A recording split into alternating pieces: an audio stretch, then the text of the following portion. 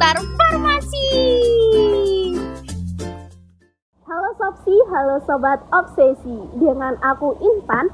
Nah, pada Obsesi episode bulan Mei ini, kita kedatangan tamu yang gak kalah keren nih dari bulan sebelumnya, yaitu Kak Vina. Nah, Kak Vina ini merupakan salah satu mahasiswa Fakultas Farmasi angkatan 2019. Nah, Kak Vina ini mempunyai segudang prestasi nih teman-teman. Mungkin gak segudang ya Kak, seistana kali ya teman-teman, saking banyaknya prestasi yang diraih oleh Kak Vina. Nah, mungkin Kak Vina bisa perkenalan diri terlebih dahulu. Halo Kak Vina. Halo Intan. Gimana nih Kak kabarnya? Puji Tuhan baik. Intan gimana? Alhamdulillah baik nih Kak Vina. Mungkin Kak Vina bisa langsung perkenalan? Iya, halo teman-teman. Perkenalkan, nama aku Natasha Vina Angelik. Biasa di kampus dipanggil Natasha, ada yang panggil Vina, ada yang panggil Vina. Aku dari angkatan 2019, kelas D. Oke, mungkin teman-teman sudah mengetahui nih Kak Vina ya.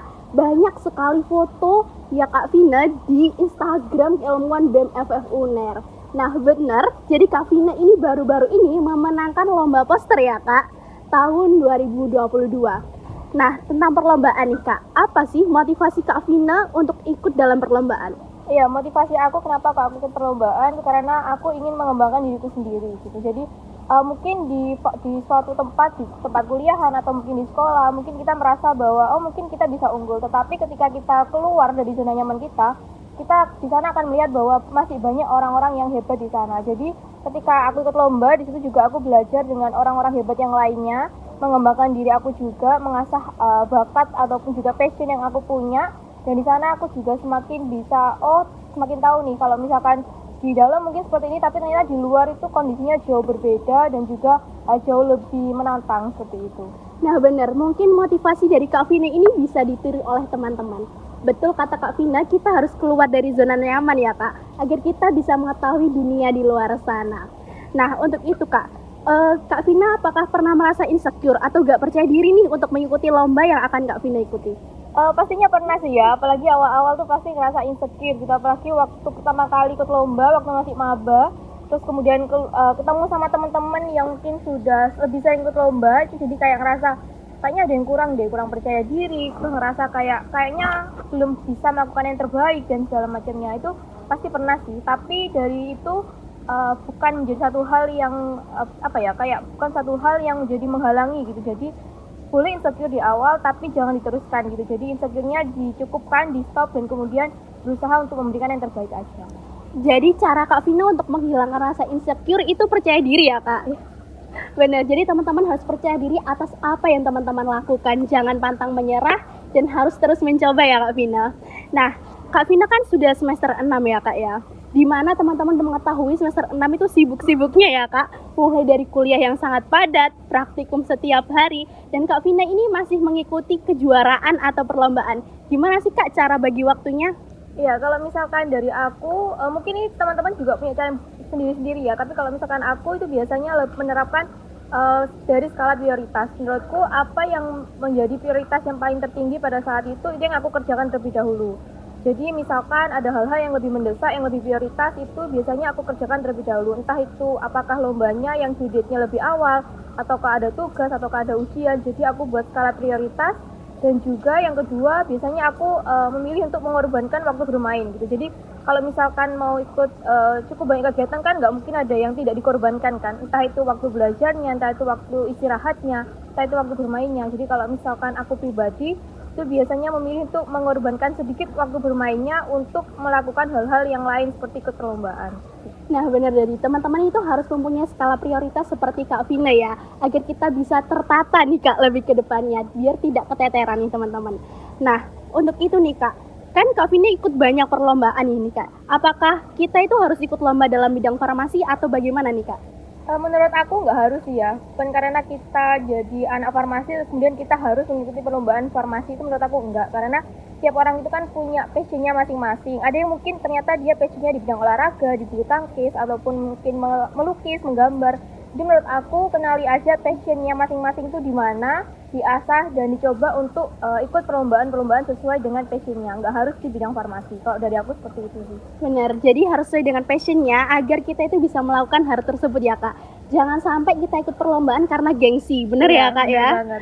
Terkadang kan kita gengsi sama temen, kita harus ikut-ikutan, takutnya nanti lombanya itu tidak dijalani, takutnya malah keteteran, betul begitu ya kak? Iya. Nah, untuk itu nih teman-teman, informasi perlombaan gitu Kak Vina dapatkan dari mana nih Kak biasanya? Oke, untuk informasi perlombaan, ini juga nggak bermaksud buat promosi ya, tapi biasanya aku dapat infonya itu dari Instagram Keilmuan Farmasi UNER. Ataupun kalau misalkan belum ada di Instagram Keilmuan, biasanya aku sama teman lombaku itu biasanya kita cari di Instagram. Biasanya kalau misalkan kita cari di hashtag Instagram, itu kan ada keluar banyak tuh. Biasanya carinya di situ. Nah, saya tertarik nih dengan teman lomba nih Kak. Nah, biasanya kan setiap perlombaan itu dibentuknya tim ya Kak ya? Iya. Nah, untuk mencari tim itu, bagaimana cara Kak Vina agar Kak Vina itu bisa klop satu tim? Oke, gimana cari temen yang klop ya? Iya. Jujur di awal-awal kuliah itu lumayan susah ya gitu, karena waktu SMA dulu ikut lomba itu juga ada satu temen yang benar-benar jadi partner yang biasanya kalau misalnya ikut lomba itu sama dia, dan itu benar-benar partnernya itu klop banget, chemistry-nya dapet banget. Terus kemudian pada saat kuliah, dunianya baru, pertemanannya baru, itu kan cukup sulit ya untuk cari teman yang klop. Menurut aku itu nggak usah terburu-terburu untuk mencari teman yang klop. Pasti butuh waktu untuk mencari teman yang benar-benar sefrekuensi, terus mau diajak bareng buat lomba. Cari temennya menurut aku nggak usah yang harus yang mungkin dia yang harus pinter, punya pengalaman banyak. Menurut aku tuh enggak, yang penting dia mau diajak bekerja sama, dia mau teamwork bareng, terus kemudian mau berusaha bareng dan mau menyisihkan waktunya. Karena kan kalau misalnya di farmasi kita tahu kan pasti sibuk banget gitu. Jadi kalau misalkan menuruti kesibukan tuh kayaknya nggak mungkin sempat gitu. Jadi cari teman yang benar-benar mau berkorban di waktunya, mau diajak kerja sama bareng dan mau diajak untuk maju bareng. Nah, biasanya kalau lomba gitu satu tim berapa orang isinya Kak? Biasanya kalau misalkan aku sekarang lebih seringnya di lomba poster, itu biasanya 2 sampai 3 orang. Nah, kalau di lomba poster, apakah kalau di lomba selanjutnya itu Kak Vina selalu mengajak orang yang sama atau mungkin dari adik tingkat nih biar ada penerusnya gitu? Oh, sebenarnya kalau misalkan aku tuh bebas sih ya, siapa aja pokoknya yang mau diajak lomba bareng, ayo sih. Dari awal tuh sebenarnya ganti-ganti orang dalam satu tim. Cuman kebetulan akhir-akhir ini tuh timnya tetap orangnya gitu. Kalau misalkan apakah ada peluang untuk mengajak adik tingkat, sebenarnya aku sih terbuka aja ya. Kalau misalkan mau ada yang ngajak ya ayo aja sih, sama siapa aja. Nah, mungkin bagi teman-teman yang ingin ngajak Kak Vina nggak perlu sungkan ya Iya. Kak. Diajak aja nih, Kak Vina ini friendly, ramah, pinter pula nih. Teman-teman nggak apa-apa nih ngajak Kak Vina. Nah, mungkin di luaran sana nih Kak, masih denger nggak sih Kak kalau kata-kata itu buat apa sih ikut perlombaan, toh gak ada manfaatnya, lebih baik kuliah, organisasi, dapat relasi gitu. Apakah Kak Vina setuju nih Kak dengan statement tersebut? Aku kurang setuju sih ya, gitu, karena setiap orang itu kan punya goalsnya masing-masing, punya keinginannya masing-masing. Aku punya temen yang memang dia tuh sukanya ikut organisasi, ya nggak apa-apa, disupport aja. Ada mungkin yang memang dia lebih sukanya mungkin di dalam gitu ya, misalkan di bagian IPK-nya segala macam, ya nggak apa-apa. Kita kan punya keinginan masing-masing gitu, tapi bukan berarti mereka yang ingin ikut perlombaan itu bukan berarti tidak baik juga. Menurut aku apapun itu, termasuk dia mau ikut perlombaan yang banyak ataupun dia ambil organisasi yang banyak, kepanitiaan yang banyak, itu terserah pribadinya. Yang penting itu sesuai dengan passionnya, dan menurut aku apapun yang dilakukan itu pasti ada manfaatnya.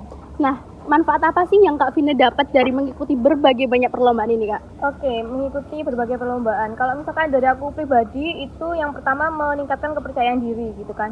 Kemudian kalau misalkan dari aku seringnya ikut lomba poster, kalau misalkan dari lomba posternya itu kemudian lolos, itu kan ada presentasi. Nah, dari situ belajar juga gimana sih cara presentasi yang baik, terus kemudian juga bisa melihat dan belajar dari lawannya juga, gimana sih mereka itu presentasi, gimana bisa lebih percaya diri, gimana bisa berkomunikasi dengan yang lebih baik gitu. Jadi menurut aku di situ hal-hal yang bisa aku dapatkan. Jadi dari jawaban dari Kak Vina nih teman-teman, kita dapat ambil kesimpulan bahwa mengambil kegiatan di luar kuliah seperti perlombaan itu sangat banyak manfaatnya ya Kak ya.